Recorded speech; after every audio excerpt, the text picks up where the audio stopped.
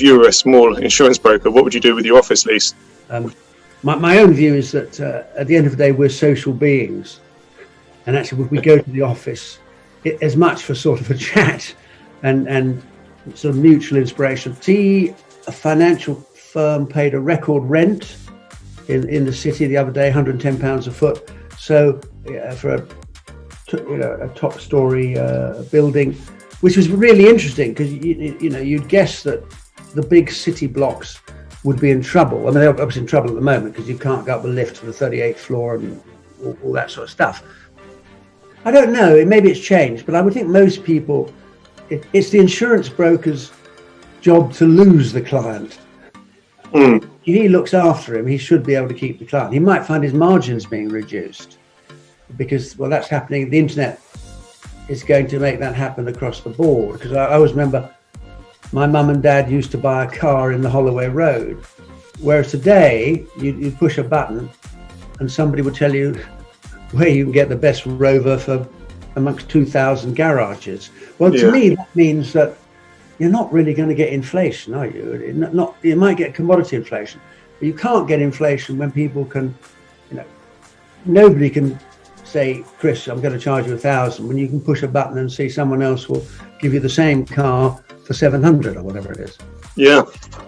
And I think it's interesting about your sort of thoughts there, Nigel. So if I was a broker, and I think a lot of brokers would feel this, that you've had your premises because you've needed to have that maintenance of a presence in the community, but also to kind of centralise your staff. Do you think this is a temporary blip, or do you think it'll be more fundamental change in terms of how people view property and the requirements to have an office? Well, I think we'll definitely see less office space, obviously, and hence, maybe, Cornhill, if everybody lives north of the river, that you might have a small office in Potter's Bar or something like that.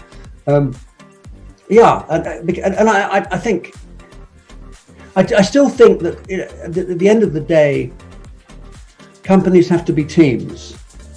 People have to care for each other. They have to like each other. They have to be looked after, and that's how you get people really performing, in that environment. And if everybody is in 105 homes, 20 miles from the office, or spread all over the place, I don't see how you're going to get that camaraderie, which is what really fires a company. One of the things that's quite interesting in the UK insurance market is Lloyd's brokers spend a large period of time building business plans for portfolios of insurance risks. What are the things that get you excited? And also conversely, what are the things that turn you off when you receive a business plan? Because you must receive quite a few on a weekly basis. For me, the first thing is skin in the game. There's some universal rule that somebody who comes along and says, got this great plan and I still want my large salary and I've put so much intellectual capital into this, that's rubbish. If you want someone to succeed, you've got to demonstrate sacrifice. So you can't have a high salary and be an entrepreneur. You've got to start off, working all the hours that God gives you, etc., for not a lot of money, because you've got equity instead. And actually, in my experience, but now over many years, it actually doesn't work. You'd say, well, no, some people are different. No, it doesn't work. It's somehow, you need that mentality that you're prepared to sacrifice salary and give it all and scrimp and save and put some money and have real cash in the business. So that's number one. And number two is number one equal passion. People who are limp or think, well, it's not bad, forget it. You've got to really believe in your product, have really good passion. Obviously, you've got to understand your product. Though, to be fair, most great businesses do not end up doing what they started off doing.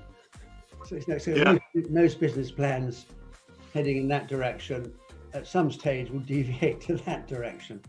I remember one of the great entrepreneurs of this country, who is a guy who we should be listening to rather than all the Muppets we do listen to. It was James Dyson. And I remember him saying, I can't remember, it's 90 or 95%, and they do a lot of R&D, hundreds and hundreds of millions. 90% of their R&D, they do not find what they set out to find. They might find something else, they might find nothing, but in most occasions they don't find what they set out to find. And I think that's what that was. Wasn't that penicillin? Yeah. Pure accident. It left something on the shelf overnight, and hey presto,